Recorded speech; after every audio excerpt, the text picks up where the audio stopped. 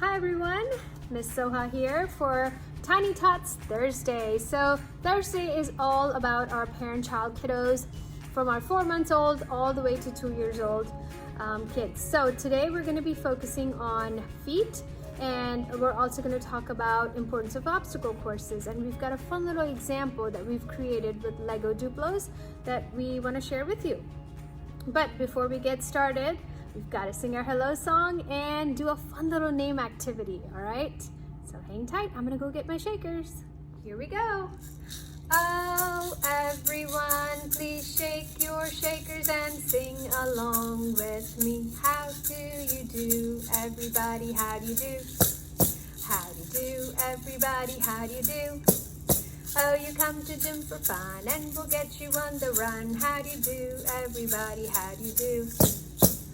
Yay! For our name activity, I'm going to be singing a song about our feet. Here we go. Point your toes and flex your toes, feet apart and together and wrap with a bow. I love my neat feet, left and right, both the same. Now open them wide and tell us your name. What is your name? Yay, good job. I'm so happy to hear your name. I'm so proud of you for telling us your name. My name is Miss Soha. And listen up and follow along. Here we go. Point your toes and flex your toes, feet apart and together and wrap it with a bow. Can you make a neat feet sandwich? Put your feet together just like this. Call me on a neat feet phone. Take your foot and see if you can bring it to your ear. Nope, not this one. Nope, not this one either. Now put them back together in their neat feet home. All right, guys, join me for this fun little music-directed activity called Soul Sticks, and we're gonna need some sticks here. Anything that looks like this, wooden spoons, you know, at this point, I'm sure you guys can find something in your house that looks like this. So let's listen, follow directions. This is for kids that are 10 months and below, but I'm sure the older ones might enjoy it too. So let's listen up and follow along. Here we go. Please help your child perform these stick activities. If they can do it by themselves, great. Let's start off with tapping your stick on your child's stick, or vice versa. Tap your stick on a stick. All right, so for this part, you and your child are gonna need sticks, okay? Here we go. Tap your stick on a stick. Tap your stick on a stick. Tap your stick on a stick. Now tap the soles of your feet. Tap the soles of your feet. Tap the soles of your feet. Tap the soles of your feet. Yeah, yeah, yeah, yeah, yeah. Tap the soles of your feet. Thank you. We think it's helpful to provide tactile input on the soles of our children's feet as the arches of their feet continue to mature and develop. Can you use your stick like a rolling pin and massage the soles of your feet? Massage your soles. Massage your soles. Massage your soles. Massage your soles. Now tap your toes with your stick. Tap your toes with a stick. Tap your toes with a stick. Tap your toes with a stick. Yeah, yeah, yeah, yeah, yeah. Tap your toes with a stick. Thank you. Parents, help your child hold one stick between the soles of both of their feet. Then move their feet back and forth to roll the stick between their feet. Hold your stick with your feet. And roll your stick with your feet. Hold your stick with your feet. And roll your stick with your feet. Tap your stick on the floor. Tap your stick on the floor. Tap your stick on the floor. Tap your stick on the floor. Tap your stick on the floor. Thank you. Parents, help your child to see what it feels like to gently stand on their stick. Support them if they need it.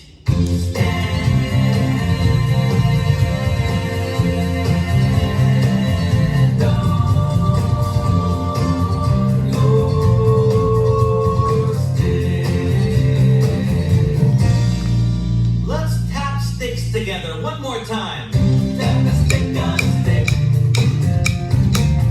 Tap a stick on a stick.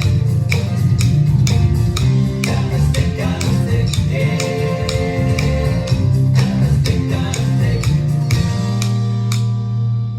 Parents, grab the soles of those little feet and give them a tickle and a kiss. So your feet, your little one's feet, play a critical role in their overall development. So your feet and your hands are highly innervated. So your little baby's taking a ton of information through those two body parts. And today, like I said earlier, we're focusing on feet.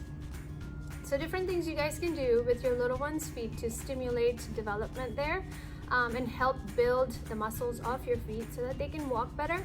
You guys can massage their tiny little feet at the end of the day, or maybe right before nap or things like that. Maybe go in between their toes. Also, when they're playing, maybe having them stand on different types of toys that have different textures. Obviously nothing that would hurt them, but something where they really have to kind of think about how are they going to maintain their balance or stand on it. So here at the gym, a lot of our little babies stand on these little sticks. We have one with little ridges, one that has a smooth texture, and we get our little babies to just stand on them, obviously with the parents supporting them. And what that does is it sends, input to the brain, just tons of little information about, what kind of texture it is, or what kind of surface is it? Is it rough? Is it smooth? Is it bumpy? How am I going to maintain my balance? And some may be completely averted to it and they don't want anything to do with it. And that's perfectly fine. You could continue slowly kind of integrating those different types of textures in their feet. And you could do the same thing with their hands as well. The thing that I mentioned was I was going to talk about obstacle courses and how important they are as well.